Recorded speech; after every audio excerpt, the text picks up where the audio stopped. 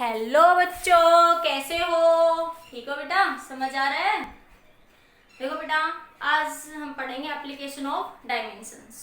पिछले लेक्चर में मैंने फर्स्ट एप्लीकेशन डिस्कस करी थी टू चेक द रिलेशंस। ठीक है कि रिलेशंस करेक्ट है या रॉन्ग है, उनको हमें डायमेंशनली क्या करना था, चेक करना था।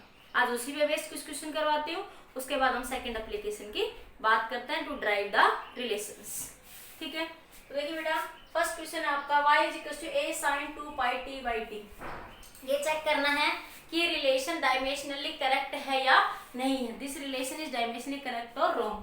देखिए कैसे करेंगे, तो y क्या होगा, लेफ्ट साइड में y देखेंगे, left hand side, left hand side, left hand side में डायमेंशन क्या होगी, y क्या हो जाए l। ये तो डिस्प्लेसमेंट है, y तो क्या बताएंगे यहाँ पे, डिस्प्लेसमेंट। ये इक्वेशन ऑफ वेव भी तो है ना, ये क्या बताता है, एम्पलीट्यूड वेव का, और ये क्या बताता है, angle.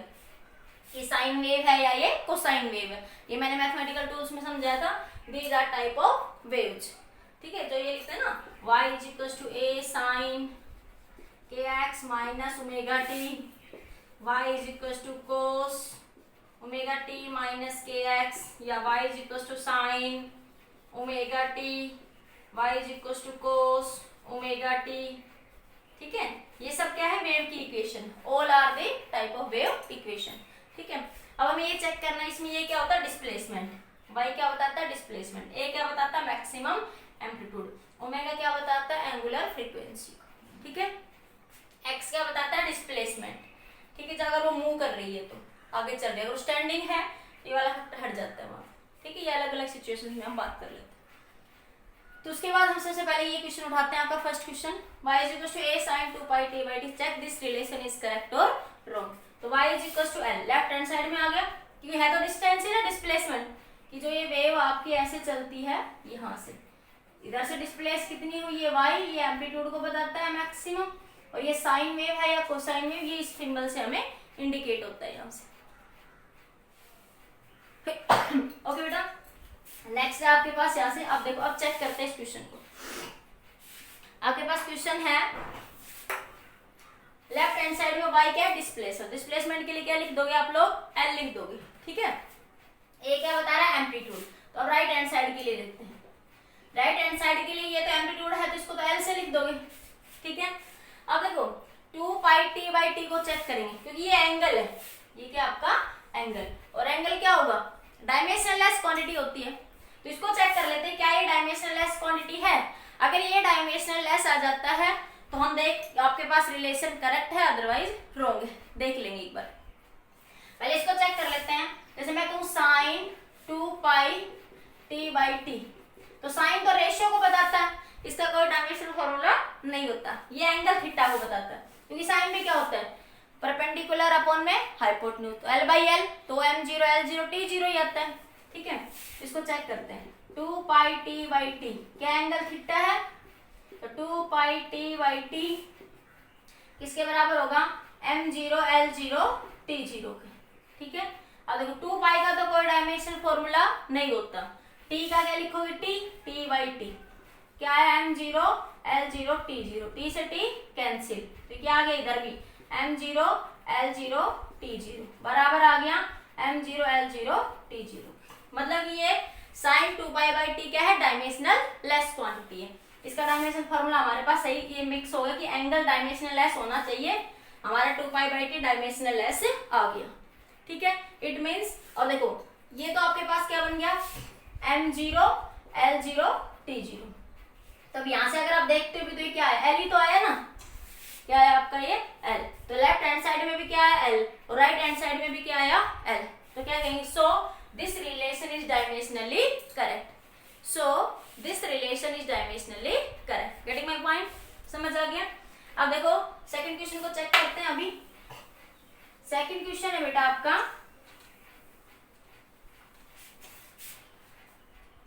y is equal to a sin vt। ठीक है, तो देखो लेफ्ट हैंड साइड में तो सब में यही आना है, लेफ्ट हैंड साइड में तो सभी में क्या आएगा, l आ जाएगा, क्योंकि y डिस्प्लेसमेंट l ही है।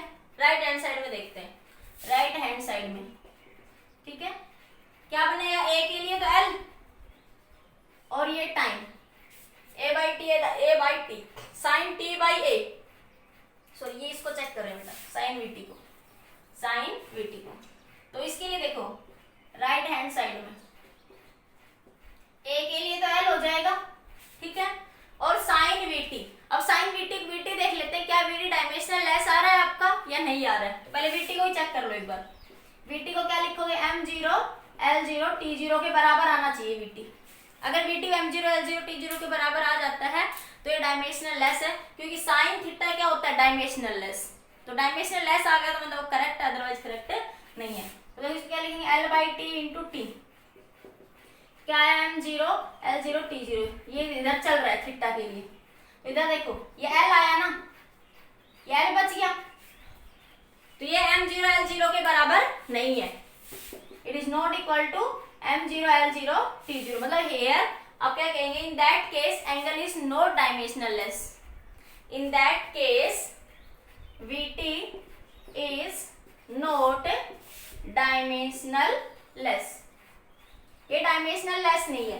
डायमेंशनल लेस नहीं है तो इसमें इट मीन्स ये रिलेशन इसमें अगर आएगा तो भी यहाँ पे साइन एल आ जाएगा, ठीक है, तो यहाँ पर रिलेशन क्या हो गया, रॉन्ग हो गया।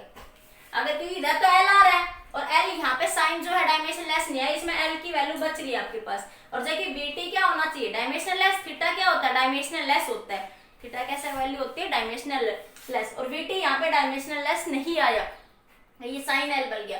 क्या लिखोगे, here in that case angle is not dimensional less, here in that case angle is not dimensional less, so left hand side is not equal to the right hand side, so this relation dimensionally wrong, so this relation क्या हो गया, dimensionally wrong। समझ आ गया, फिर से देख लो, left hand side में l है तो राइट हैंड साइड में भी l ही आना चाहिए, लेकिन यहाँ पे ये साइन l आ गया, जो साइन वाली जो टर्म है वो डायमेंशनल लेस नहीं हुई, ठीक है, इसलिए ये रिलेशन डायमेंशनली क्या हो गया, रॉन्ग हो गया। अगला रिलेशन देखो,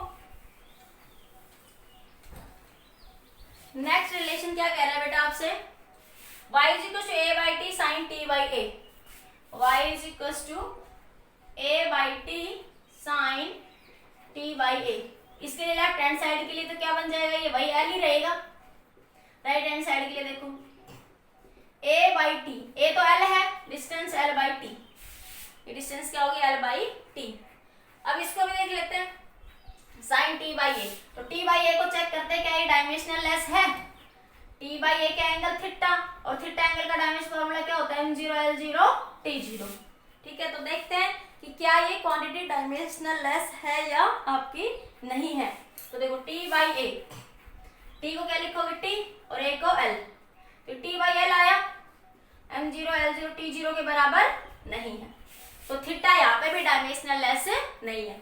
इन that case theta is not dimensional, इधर लिखोगे क्या आएगा, यहाँ पे साइन t by l, तो लिखोगे यहाँ पे in that case angle is not dimensional less, in that case angle is not dimensional less, so this quantity is wrong, left hand side not equal to the right hand side, ठीक है।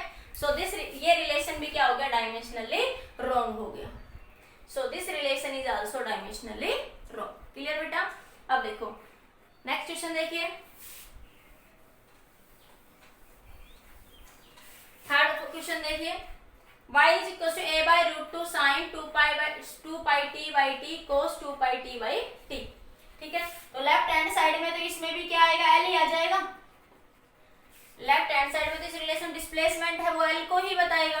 Right hand side में देखो a by root 2 है, तो a by root 2 का तो कोई dimension formula नहीं होगा, ठीक है, और आपके पास ये l आ गया। अब इनको चेक कर लेते हैं, क्या 2 पाई बाई टी आपका डायमेंशनल लेस है, अगर वो डायमेंशनल लेस है तो ये क्या हो जाएंगे आपके करेक्ट, अदरवाइज रॉन्ग। देखते हैं 2 pi by T, 2 pi T by T, देखो 2 पाई का कोई डायमेंशन फॉर्मूला नहीं होता, ये थीटा के बराबर है, ये किसके बराबर आना चाहिए, ये वैल्यू m0 l0 t0 के बराबर आनी चाहिए, क्योंकि थीटा डायमेंशनल लेस होता है, ठीक है। तो क्या लिखोगे, t by T, theta m0 l0 t0, तो देखो इधर भी क्या कट गया, ये क्या बचा, m0 l0 t0, m0 l0 t0, मतलब ये डायमेंशनल लेस आ गया। ये एंगल भी 2 पाई बाई टी है, ये एंगल भी क्या है आपका 2π/t। तो दोनों एंगल क्या है, डायमेंशनल है। तो ये क्या आ गया, लेफ्ट हैंड साइड बराबर आ गई किसके, राइट हैंड साइड के।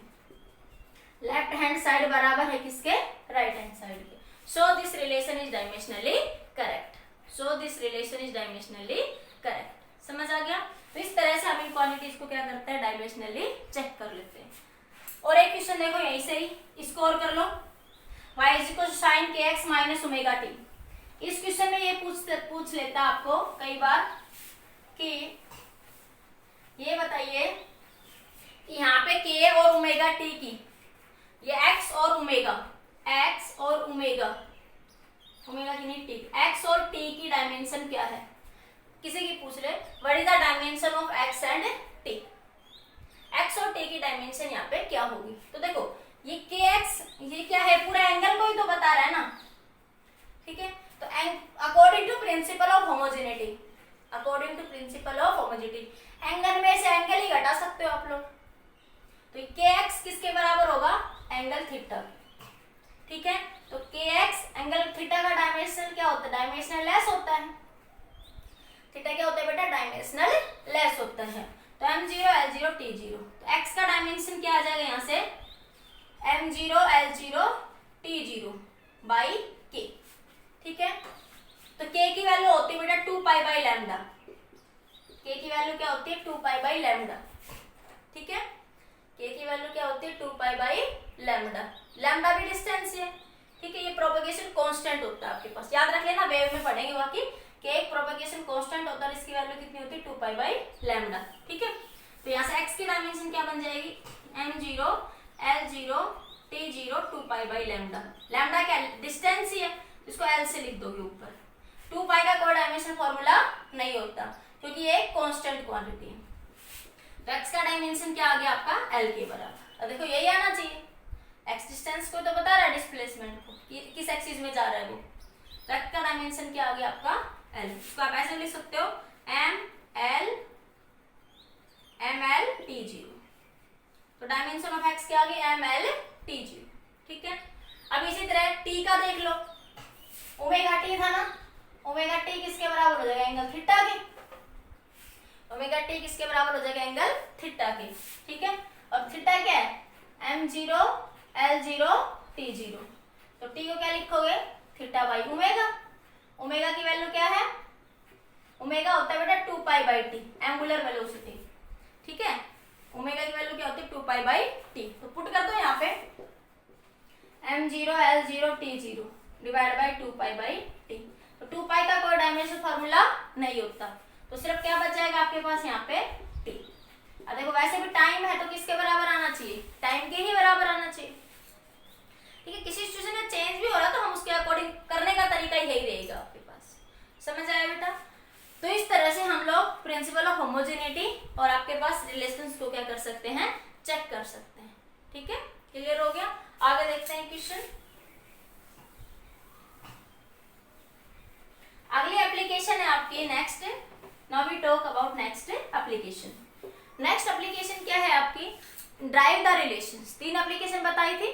फर्स्ट एप्लीकेशन में हम क्या पढ़ रहे थे, to check the correctness of the dimensional physical quantity, कि कोई भी फिजिकल क्वांटिटी डायमेंशनली करेक्ट है या नहीं, हमने उसको चेक करा। फिर हम पढ़े to drive the relations. Relations को आप कैसे ड्राइव करोगे, ठीक है। Drive the relations, drive the relations, ठीक है, by using dimensional analysis. Drive the relations by using dimensional analysis, application number 2, ठीक है। हम सेकंड एप्लीकेशन की क्या कर रहे हैं, हम यहाँ बेटा बात करेंगे, ठीक है। तो देखिए ड्राइव द रिलेशंस कैसे करेंगे, जैसे मैं कहती हूँ कि the time period of A pendulum, मैं यहाँ पे डायरेक्ट लिखूंगी किस किस पे डिपेंड करता है। मैं एक क्वेश्चन की लैंग्वेज बता देती हूँ आपको, कैसे लिखेगा पेपर में आपको लैंग्वेज वो कहेगा the time period of A pendulum depends on, the time period of A pendulum depends on किन किन फैक्टर्स के साथ, या वेरी विद द फैक्टर, ऐसे लिख देगा तो वेरी विद द फैक्टर या डिपेंड्स ऑन लेंथ L की पावर A, ठीक है, and acceleration due to gravity. The time period of a pendulum depends on the length जी और एम पे भी लिख लो, मास लेंथ और जी पे क्या करता है, डिपेंड करता है आपके पास। ठीक है, मैं पूरा क्वेश्चन की एक बार लैंग्वेज लिख देती हूँ, आप लोग एक बार देख लेना, एक बार क्वेश्चंस कैसे पूछे जाएंगे इससे आपको थोड़ा क्लियर हो जाएगा।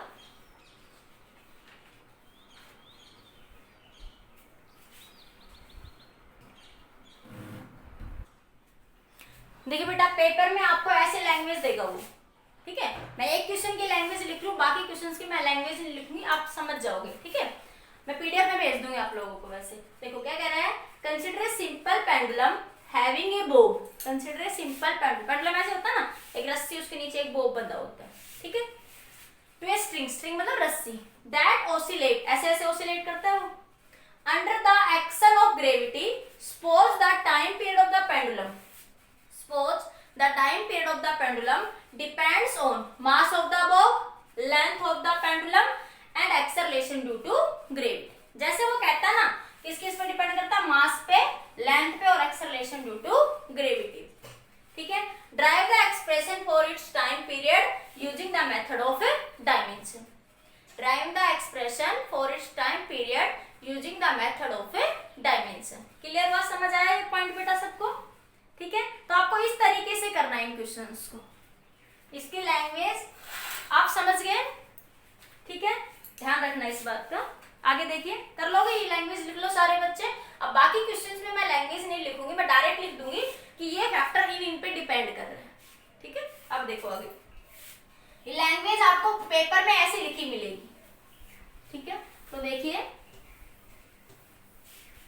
तो क्या कह रहा है कि the time period of pendulum depends on mass, length and acceleration due to gravity। mass, length and acceleration due to gravity। देखो, mass के लिए क्या लिख दोगे, इसके लिए सबसे पहले करने का तरीका जो क्या है, उसकी पावर a, फिर इसकी पावर b मान लो और इसकी पावर क्या मान लो आप लोग, c मान लो। ठीक है, अब देखिए यहाँ पे, अब क्या है, यहाँ पे t, इधर का डायमेंशन, अब यहाँ से प्रोपोर्शनलिटी को हटाएंगे तो एक कांस्टेंट ले लेते हैं, m की पावर a, l की पावर b, g की पावर c। इस कांस्टेंट की वैल्यू हर एक केस में अलग अलग होगी। ठीक है, जैसे इलेक्ट्रोस्टैटिक्स में कहते हैं k की वैल्यू क्या होती है, 1/4 पाई एप्सिलॉन नॉट। पेंडुलम के केस में कितनी होती है, 2 पाई। ठीक है, उसको हमें नहीं निकालना, बस हम k को k भी छोड़ सकते हैं, पता हो तो लिख सकते हो। जैसे जैसे थ्योरी पढ़ेंगे तो उसकी नॉलेज हमें हो जाएगी k कांस्टेंट कि किसमें क्या आएगा आपके पास। ठीक है, तो सबसे पहले मैं आप सीधा इसको उठा लेती हूँ कि t is equal to m की पावर a, l की पावर b, g की पावर c, थोड़ी देर के लिए। ठीक है, k कांस्टेंट मान लिया 1b है, या फिर हम लोग अब अकॉर्डिंग टू सिचुएशन बाद में पुट कर देंगे उसका, k को k ही रख लो। ठीक है, थोड़ी देर के लिए, लेट थोड़ी देर के लिए, for some time, for some time. ठीक है, g बराबर है m की पावर a, l की पावर b, g की पावर c। तो देखो कैसे करेंगे, पहले लेफ्ट हैंड साइड का डायमेंशन फॉर्मूला लिख लो, सबका डायमेंशनल फॉर्मूला लिख लो। सबसे पहले मास के लिए डायमेंशन फॉर्मूला क्या लिखोगे, m। ठीक है, लेंथ के लिए डायमेंशन फॉर्मूला क्या लिखोगे, l। g क्या है, एक्सेलरेशन। एक्सेलरेशन के लिए क्या लिखते हो, distance upon time, l into T minus 2।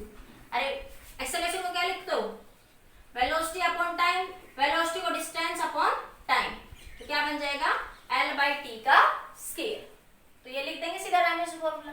अब ये सारे डायमेंशन फॉर्मूले यहाँ रख दो, तो क्या रखेंगे, ऐसे देखो, t m की पावर a, m की पावर a, l की पावर b, l की पावर b, और क्या आपका g की पावर l t माइनस 2।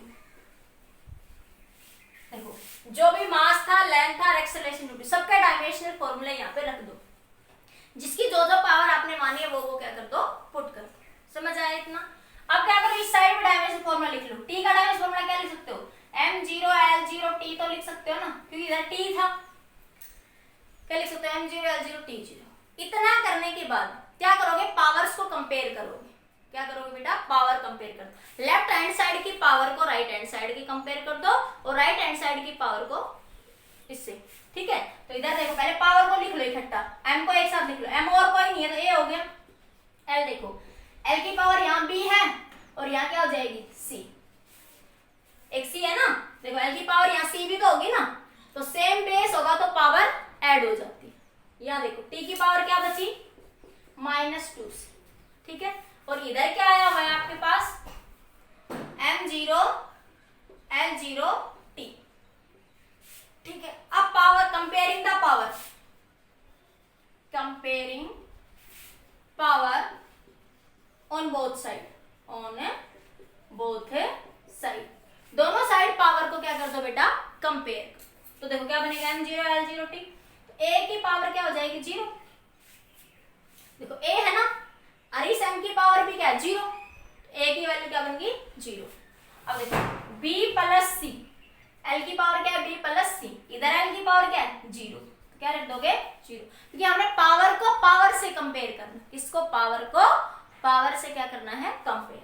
अब इधर देखो माइनस का 2c, इधर पावर क्या है, t की 1, t की पावर क्या है यहाँ पे 1, तो c की वैल्यू क्या आ जाएगी, -1/2।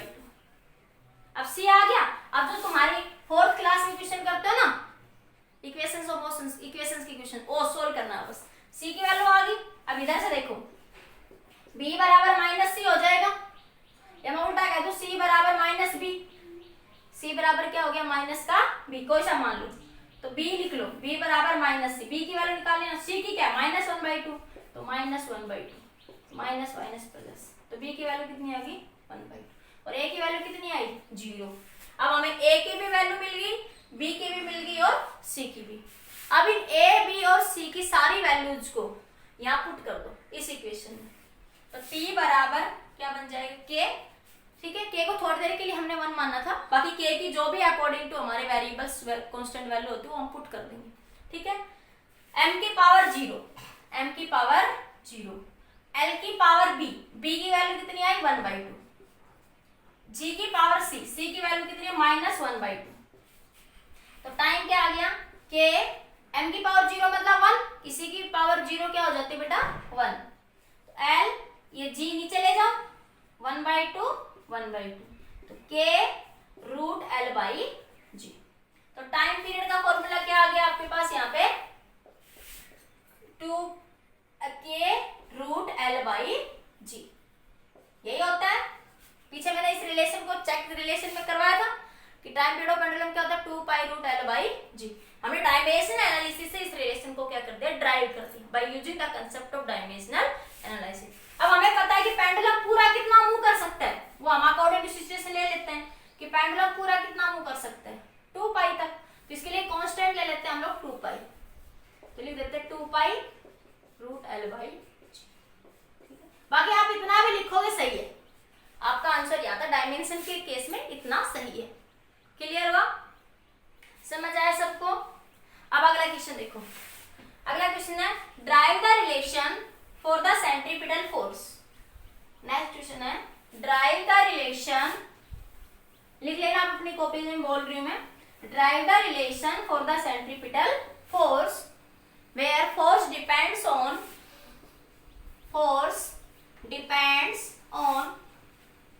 m की power a velocity and radius, force depends on mass of the particle, velocity and radius of in circular path।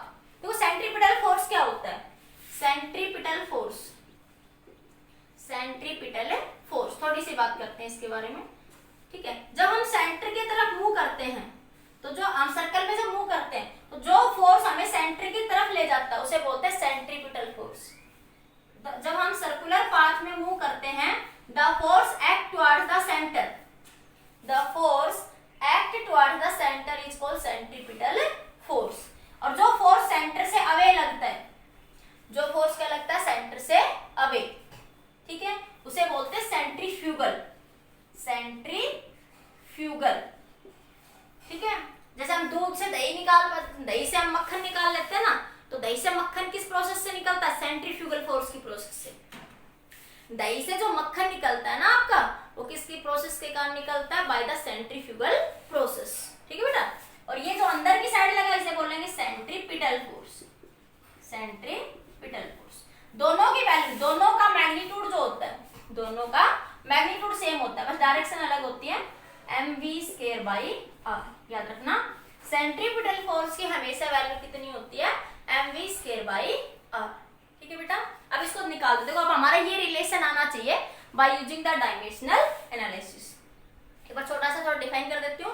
the force which act towards the center of the circle is called centripetal force and the force which act away from the center of the circle is called centrifugal force and the force which act away from the center of the circle is called centrifugal force and the force which act towards the center of the circle is called centripetal force. दोनों का magnitude same होता है, F is equals to mv²/r. ठीक है, अगर यहीं पे गई सेंट्रीपिटल एक्सेलरेशन तो देखो F क्या होता है m में, ठीक है m, तो सेंट्रीपिटल एक्सेलरेशन की वैल्यू कितनी होती है v²/r. सेंट्रीपिटल एक्सेलरेशन की वैल्यू क्या आई v²/r. a से मल्टीप्लाई कर दिया, ये v²/r क्या बताएगा यहाँ पे सेंट्रीपिटल एक्सेलरेशन. Centripetal acceleration. अब अपने हम डायमेंशन पे आते हैं, तो डायमेंशन फॉर्मूला देखिए बेटा, फोर्स F वही कांस्टेंट के m की पावर a, b की पावर b और r की पावर c. ठीक है, थोड़ी देर के लिए k कांस्टेंट को आप लोग 1 मान लो. ठीक है, क्या बना है F इक्वल्स टू m की पावर a, b की पावर b, r की पावर c. m मास है, b वेलोसिटी है और r क्या है रेडियस. m क्या है मास, v क्या है वेलोसिटी और r क्या है बेटा रेडियस. ठीक है, अब निकालते हैं पीछे जैसे हमने करा वैसे ही. सबसे पहले डायमेंशन फॉर्मूला लिखो फोर्स का. फोर्स का डायमेंशन फॉर्मूला क्या होगा mL/t-2 और मास का m. ठीक है, और वेलोसिटी का डिस्टेंस अपॉन टाइम, यही होता है वेलोसिटी का, और रेडियस के लिए वही L लिखोगे आप लोग. ठीक है, पुट कर दो यहाँ पे. तो फोर्स के लिए इधर लिख लो, लेफ्ट हैंड साइड में हटा दो, सब लिख लिया होगा, तो इधर लिख लो लेफ्ट हैंड साइड में mL/t-2. राइट हैंड साइड में सबकी वैल्यू रख दो, m की पावर a, ठीक है, L/t-1 की पावर b और L की पावर c. ठीक है बेटा, अब सोल्व करो इसको. m की पावर a, L की पावर b, t की पावर -b और L की पावर c. मैंने सबकी पावर जो जो थी लिख दी मैंने. अब जो सेम बेस है उनको लिख लो. m तो और कोई है नहीं, अब L देख लो, एक L ये है और एक L ये है, तो सेम बेस है तो पावर ऐड हो जाएंगी. t की पावर -b, mL/t-2. ठीक है बेटा, अब पावर्स को क्या कर लो कंपेयर कर लो by comparing the powers. By comparing powers. ठीक है, पावर्स को क्या करो कंपेयर करो. तो देखो m की पावर को m की पावर से कंपेयर करो, L की पावर को L की पावर से, t की पावर को t की पावर से. ठीक है बेटा, तो देखो a बराबर क्या आ जाएगा 1 और b प्लस c. देखो a यहाँ पे 1 ही है ना, कुछ नहीं है, तो अब b प्लस c ये रहा, L की पावर क्या 1 है, माइनस b, इसकी पावर क्या -2, t की पावर क्या यहाँ पे -2. तो b की वैल्यू कितनी आ गई 2, या b की वैल्यू पुट कर दो, हमें a की मिल गई, हमें b की मिल गई. अब ठीक है, अब c की देखो, b प्लस c बराबर है 1 की. अब b कितना आ चुका हमारा 2, तो इसमें पुट कर दो, 2 प्लस c बराबर 1, तो c बराबर 1 -2, तो क्या आ गया -1. तो देखो हमें a, b और c तीनों की वैल्यू मिल गई, तो यहाँ पुट कर दो अभी पहले इक्वेशन जो तुम फर्स्ट मान के चले. तो F बराबर k को k ही रहने दो.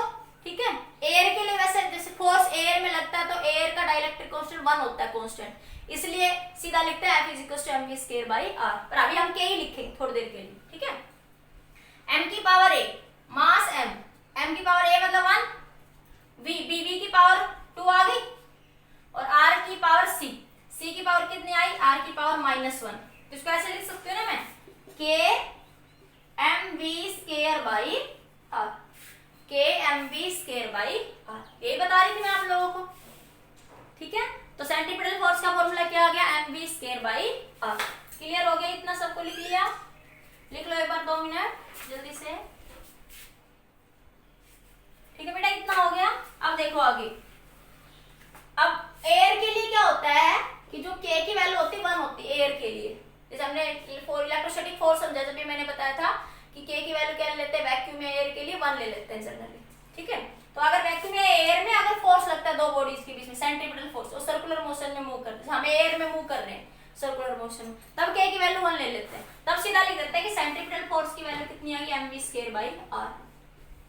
जैसे कोई भी गाड़ी टर्निंग मोड पे आती है, ठीक है, तो वहां पे भी सेंट्रीफ्यूगल या सेंट्रीफ्यूगल फोर्स लगता है, तो तब वहां पे क्या लेता है mv²/r। बाकी जनरल क्या रहेगा k mv²/r। This is dimension formula for the centrifugal force. और एक एग्जांपल लिखिए, ये हो गया, सबको समझ आ गया, लिख लो एक बार जल्दी से।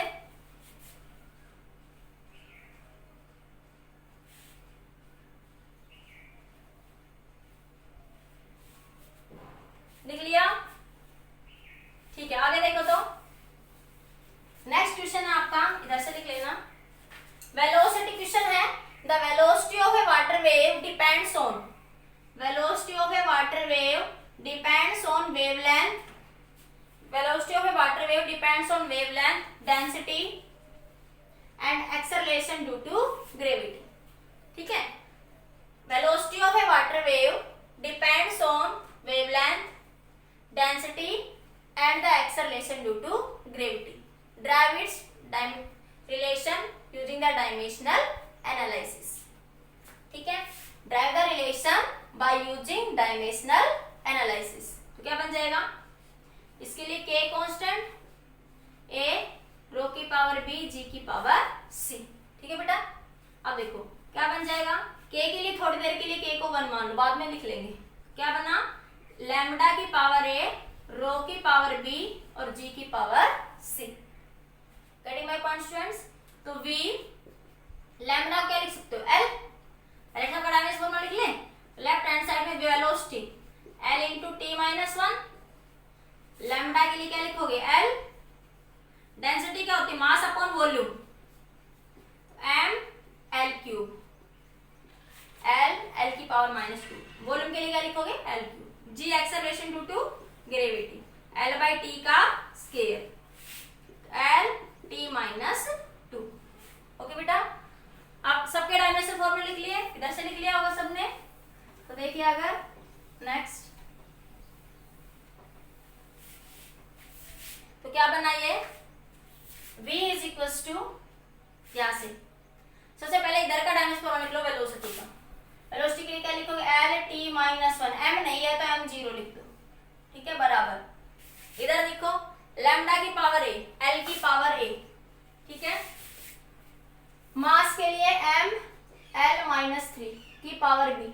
ठीक है, m L -3 की पावर b, L T -2 की पावर c। लिख ली सबकी पावर।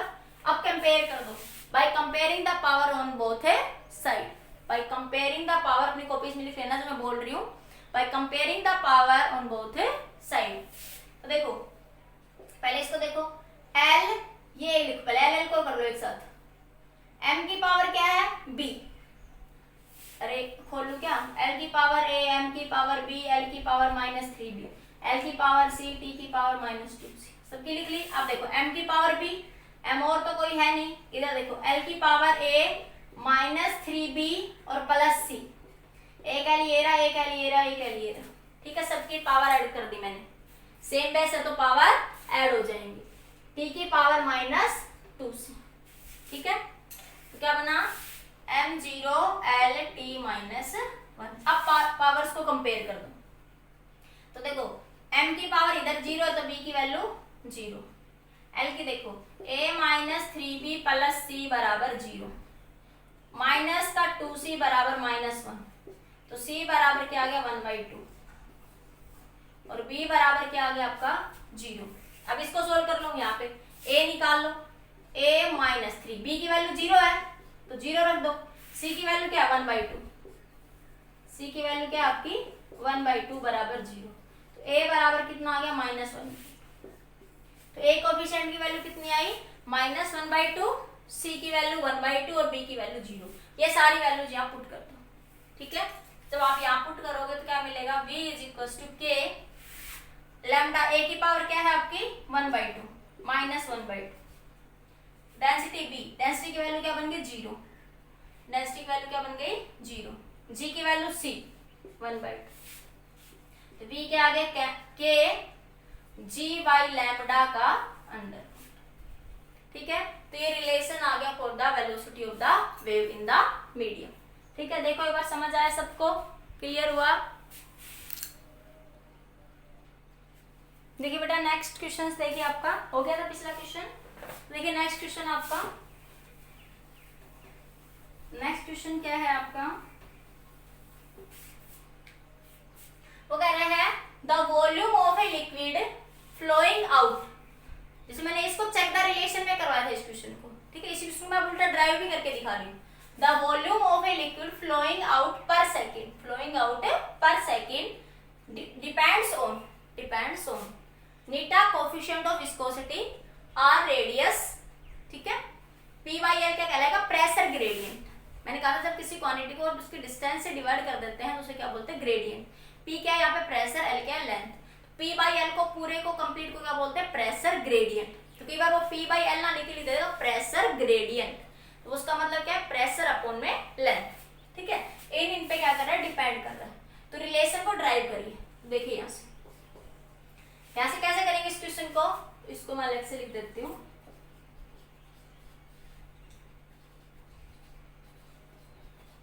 ठीक है, इस क्वेश्चन को बाद में करेंगे, पहले इसको करते हैं, ठीक है। क्या बनेगा आपके पास, देखो V volume of a liquid flowing out through the pipe. तो वी क्या है यहाँ पे, ये वॉल्यूम पर सेकेंड। वॉल्यूम के लिए क्या लिखोगे, एल क्यूब, सेकेंड के लिए टाइम। टाइम का फॉर्मूला क्या बना, एल क्यूब टी माइनस 1। इसके लिए देखो नीटा क्या है, कोफिशिएंट ऑफ विस्कोसिटी। इसका टाइम फॉर्मूला मैंने बताया था M L minus 1 T minus 1। किससे निकाल सकते हो, F is equal to 6 pi नीटा आर वी। तो 6 पाई का कोई टाइम फॉर्मूला नहीं होगा, तो नीटा क्या बन जाएगा, फोर्स अपॉन में रेडियस इनटू वेलोसिटी। तो आप इसको सोल्व करेंगे तो ये मिल जाएगा, ठीक है। तो आपके पास नीटा मिल गया, आर क्या रेडियस, तो इसके लिए एल लिख लेंगे। पी क्या pressure gradient, P by L. Pressure क्या होता है, फोर्स पर unit area into length. Force का क्या बनेगा, M L T minus 2। Area के लिए एल स्क्वायर इनटू एल। क्या बना, एक एल से एक एल कैंसिल, क्या बन गया, M L minus 2 T minus 2। Dimension formula आ गया किसके लिए, प्रेशर ग्रेडियंट के लिए। क्लियर। अब इसको यहाँ पुट कर दो सबको, तो क्या बन जाएगा, ये यहाँ से आपका वॉल्यूम वी, के को के ही रहने दो थोड़ी देर, नीटा के लिए लिखो। इसका डायमेंस फॉर्मूला ये आया, एल एम नहीं है तो एम जीरो लिख लो इसको, M zero L cube T minus 1, M zero L cube T minus 1। Getting my point. अब इसको याद रखो, नीटा के लिए क्या लिखोगे, M L minus 1 T minus 1 की power A, M L minus 1 T 1 की पावर ए। आर के लिए एल की पावर बी, एल की पावर बी, ठीक है। प्रेशर ग्रेडियंट का क्या है, M L two T minus 2, M L two T minus 2 की पावर सी, ठीक है। ये सारा लिख दिया आपने। अब इनकी पावर्स को लिख लो एक बार साथ साथ, एम की पावर ए, एल की पावर माइनस ए, टी की पावर माइनस ए, एल की पावर बी, एम की पावर सी, एल की पावर माइनस 2c, टी की पावर माइनस 2c। लिख लिया सब सारी पावर्स। अब इनको ऐसे लिख लो, सेम पावर एक साथ लिख लो। एम की पावर एक यहाँ है और एक यहाँ है, क्या बन गया, a प्लस सी। एल की पावर देखो, माइनस का a, यहाँ पे ये प्लस का b, और एल की पावर माइनस 2c। एक एल ये रहा, एक एल ये रहा, एक एल ये रहा, सबको एक साथ लिख दी पावर्स। अब टी की देख लो, टी की पावर क्या है, माइनस ए, एक टी ये रहा और एक टी ये रहा आपका, तो माइनस का 2c। सारी पावर्स लिख ली, ठीक है। अब इन सारी पावर्स को आपस में क्या कर लो, कंपेयर कर लो। अब इधर m की पावर क्या है, m की पावर 0, l की पावर क्यूब, t की पावर माइनस 1। पावर को पावर से कंपेयर करो, तो a प्लस सी इसके बराबर हो गया 0, माइनस ए प्लस बी माइनस 2c बराबर 3, l की पावर 3 है, माइनस ए माइनस 2c बराबर माइनस 1, ठीक है। अब इनको सोल्व कर लो।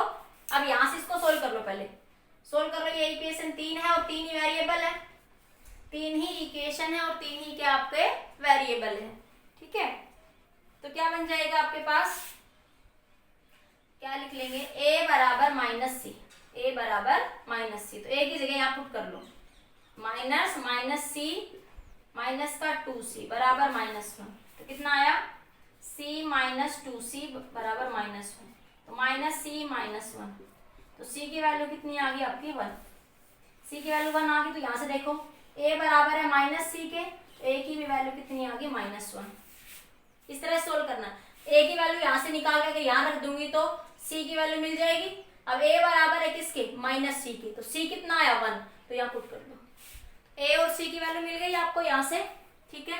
इतना लिख लिया, इधर से लिखो जल्दी से,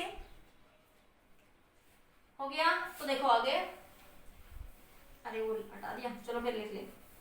तो क्या बनेगा आपके पास यहाँ से, इस इक्वेशन को सोल्व करो। -a plus b minus 2c बराबर 3। तो a कितना है -1, तो -1 माइनस बार -1 प्लस b नहीं पता -2, c की वैल्यू कितनी है 1 बराबर 3। तो ये 1 प्लस b माइनस 2 बराबर 3, तो b -1 बराबर 3, तो b बराबर 3 प्लस 1, तो b की वैल्यू कितनी आ गई आपकी 4। तो हमें a कोएफिशिएंट की भी वैल्यू मिल गई, b की भी मिल गई और c की भी, सभी की वैल्यू मिल गई। Getting my point students. तो देखिए यहाँ से, तो अब यहाँ से टाइम क्या था, जो वॉल्यूम था वो डिपेंड कर रहा था k पे, किस पे डिपेंड कर रहा था, k के ऊपर डिपेंड कर रहा था, और किस पे डिपेंड कर रहा था, प्रेशर ग्रेडियंट पे, p/l की पावर c माननी थी, और क्या था, नीटा कोएफिशिएंट ऑफ विस्कोसिटी और रेडियस, यही था ना sir, Neeta coefficient of viscosity, radius पे और c पे, इन तीन पे ही डिपेंड कर रहा था आपके पास। तो लिख दो v, k को k रहने दो, नीटा a कितना आया आपका 1, a -1, तो इसको -1, r रेडियस कितनी आई आपकी b, r की पावर 4, ठीक है। p/l c कितना आया आपका 1, इन सबको पुट कर दो तो आपके पास ये वैल्यू आपकी यहाँ पे मिल जाएगी। समझ आया, यही था शायद आपका कि किस किस पे डिपेंड वो कर रहा था आपके पास। हाँ, नीटा r की पावर b और p/l की पावर c, ठीक है। तो पुट कर लो, ये सोल्व कर दो, यहाँ लिख दो, तो ये बन जाएगा आपका, यही था ना, एक बार चेक कर लो, यही लिखा था पहले, वॉल्यूम लिक्विड डिपेंड करेगा डेंसिटी, ठीक है। a की वैल्यू कितनी आई -1, क्लियर। अच्छा ये c कहाँ से आ गया भैया, b की वैल्यू 4, p/l की पावर, c की वैल्यू 1 है, c की वैल्यू क्या आपकी 1, ठीक है। तो ये बना आपका v = k, r की पावर 4, p, l तो है ही नीचे, और ये नीटा नीचे लिख दिया मैंने, तो क्या बन जाएगा, v = k की वैल्यू π/8 होती है इस केस में, ठीक है। पीछे जो क्वेश्चन करा था उसमें बताया था मैंने, यहाँ पे कांस्टेंट क्या लेंगे, π/8, अकॉर्डिंग टू सिचुएशंस होते हैं, कांस्टेंट वैरी हो कर सकते हैं। बाकी आप इतना भी लिख दोगे सही है आपका, r की पावर 4, p/नीटा l। तो ये रिलेशन पोइसुली इक्वेशन बोलते हैं इसको, क्या बोलते हैं, पोइसुली इक्वेशन, ठीक है। तो इस तरह से आप इन रिलेशंस को क्या कर सकते हैं, आप लोग ड्राइव कर सकते हैं। क्लियर हो गया सबको इतना, ठीक है। अब अगला क्वेश्चन देखो, तो आप लोगों को टाइम पीरियड निकालना है for the tuning fork. Tuning fork देखिए ना सभी ने, find the time period for the tuning fork, find the time period for the tuning fork, ठीक है। तो देखिए ट्यूनिंग फोर्क के लिए, तो t कितना किसके बराबर हो जाएगा, k l length of the frog, जो ट्यूनिंग फ्रॉग होती है ना उसके लिए, l लेंथ a, d क्या है डेंसिटी, d क्या है डेंसिटी, और y क्या है यंग मॉडुलस, y क्या आपका यहाँ पे यंग मॉडुलस। सोल्व कर लेते हैं, देखो क्या आता है, l क्या है यहाँ पे length of the frog, d क्या है डेंसिटी, ट्यूनिंग फोर्क के लिए टाइम पीरियड निकलवा रहा है, किसके लिए, ट्यूनिंग फोर्क के लिए, जो फोर्क है उसकी लेंथ l है, d डेंसिटी है, ठीक है, और y क्या है यंग मॉडुलस, यंग मॉडुलस। देखो यंग मॉडुलस क्या होता है, जैसे young modulus, bulk modulus, shear modulus, ये हम लोग जैसे कोई बॉडी कितनी कठोर है, कितनी सॉलिड है, ठीक है, बेसिकली उसे क्या कहते हैं यंग मॉडुलस। जैसे आप कितनी शियर हो पाती है, शियर मॉडुलस। बल्क मॉडुलस मतलब कितनी कंप्रेस हो पाती है, टेंजेंशियली या लॉन्गिट्यूडनली, किस तरीके से। जैसे मैं कहूँ एक गुब्बारा है, ठीक है, आपने उसको दबा दिया, प्रेशर करा तो ऐसे हो गया, अरे हो गया नहीं, आप किसी बबल गम को पकड़ के खींच लेते हो, तो लॉन्गिट्यूडनली या टेंजेंशियली किस तरह से वो कंप्रेस हो रही है, वो फैल रही है, उसे क्या बोलते हैं, modulus of elasticity. Modulus of elasticity क्या होती है, स्ट्रेस अपॉन में स्ट्रेन। मैं क्या रही थी बेटा कि आपका पूरी फिजिक्स की छोटा छोटा पार्ट, थोड़ा थोड़ा पार्ट इस पहली यूनिट में डाल रखा है। ठीक है, तो मैं बता दूं मॉडुलस, जैसे मैंने कहा गुब्बारे को आपने दबा दिया या फैला दिया तो वो मॉडुलस ऑफ इलास्टिसिटी है। जैसे आपके पास एक लोहे की बॉडी है, बॉब है लोहे का, तो आप उसको कंप्रेस नहीं कर सकते इतना ज्यादा, तो सॉलिडनेस उसका जितना यंग मॉडुलस ज्यादा होगा किसी का भी। जैसे क्ले है, क्ले को दबा दोगे क्योंकि उसका यंग मॉडुलस कम है, लेकिन आप लोहे की बॉब है उसको दबाना बहुत कम दबेगा ना, उसका यंग मॉडुलस क्या बहुत ज्यादा है। तो मॉडुलस मतलब स्ट्रेस अपॉन स्ट्रेन, कोई भी मॉडुलस हो, चाहे वो क्या यंग मॉडुलस, तीन टाइप में बात करते हैं इसमें, यंग मॉडुलस, बल्क मॉडुलस और एक होता है शियर मॉडुलस।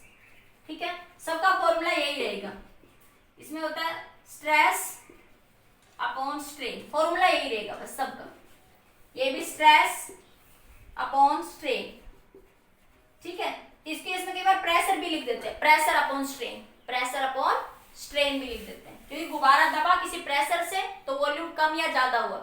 पर फिलहाल इतना फॉर्मूला याद रखो, यह मॉडुलस क्या होता है स्ट्रेस अपॉन स्ट्रेन, कोई भी मॉडुलस है सबका फॉर्मूला क्या रहेगा स्ट्रेस अपॉन में स्ट्रेन, इसका फॉर्मूला क्या रहेगा स्ट्रेस अपॉन में स्ट्रेन। वो बाद में बात करते हैं कि कौन सी स्ट्रेन लॉन्गिट्यूडनल होगी, टेंजेंशियल होगी, वो सब अलग अलग है। ठीक है, तो देखिए यंग मॉडुलस, कोई भी मॉडुलस कहे सबका फॉर्मूला क्या रहेगा स्ट्रेस अपॉन में स्ट्रेन। हुक्स लॉ पढ़ा होगा ना कभी, हुक्स लॉ क्या कहता है stress is directly proportional to strain, कभी पढ़ा हो पीछे कभी आए हो तो स्ट्रेस प्रोपोर्शनलिटी साइन को हटाते हैं तो कांस्टेंट के लिखते हैं, तो के बन गया स्ट्रेस अपॉन स्ट्रेन। अब इसको तीन क्राइटेरिया में हम लोग स्टडी करते हैं, यंग मॉडुलस, बल्क मॉडुलस और शियर मॉडुलस, पर हो कोई भी, हमें तो डायमेंशन के लिए तो सेम, हमारे लिए एक ही बात है। ठीक है, क्लियर। तो यंग मॉडुलस का फॉर्मूला, डायमेंशन फॉर्मूला क्या निकालेंगे y। सबसे पहले देखो लेंथ के लिए क्या लिखोगे डायमेंशन फॉर्मूला, टाइम के लिए तो t हो जाएगा। ठीक है, l लेंथ के लिए इसको ऐसे लिख सकते हो m0 l0 t,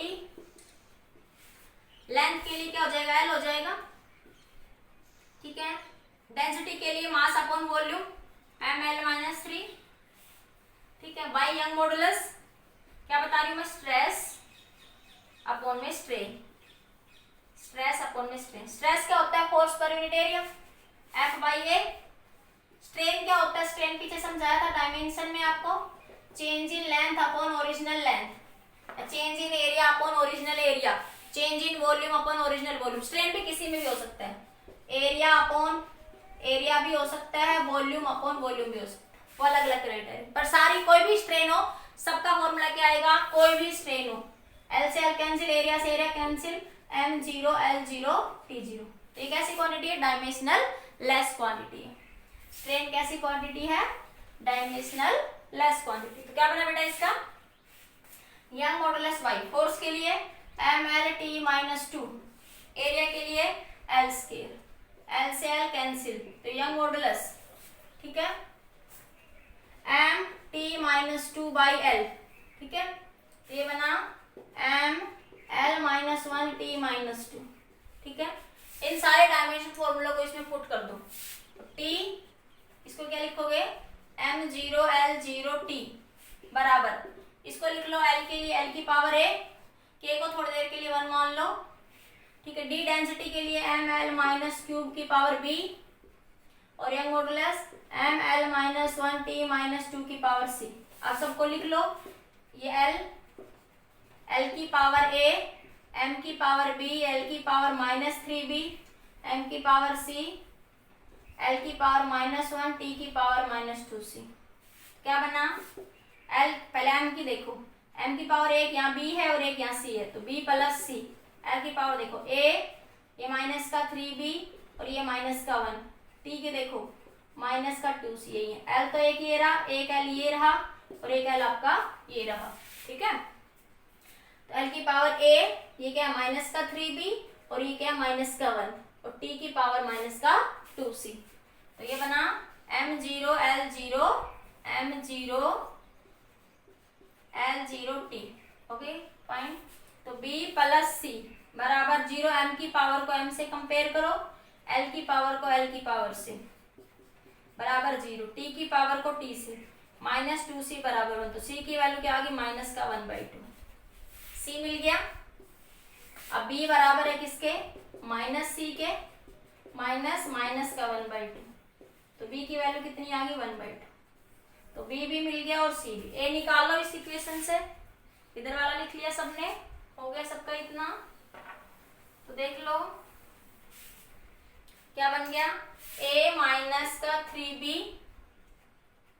माइनस 1 बराबर 0, a 3b, b की वैल्यू कितनी है 1/2 माइनस 1 बराबर 0, ठीक है यही है ना, तो कुछ और भी था, ये भाई c है यहाँ पे, ये m की पावर c l की पावर माइनस c आएगा, ये l की पावर क्या हो जाएगा ये माइनस c, तो ये यहाँ पे माइनस c आएगा, क्या आ जाएगा माइनस का c, ठीक है देखिए ना, m की पावर c l की पावर माइनस c t की पावर माइनस 2c, तो ये c आएगा इसमें, ठीक है सेम बेस, तो l की पावर a माइनस का 3b और माइनस का c, ठीक है।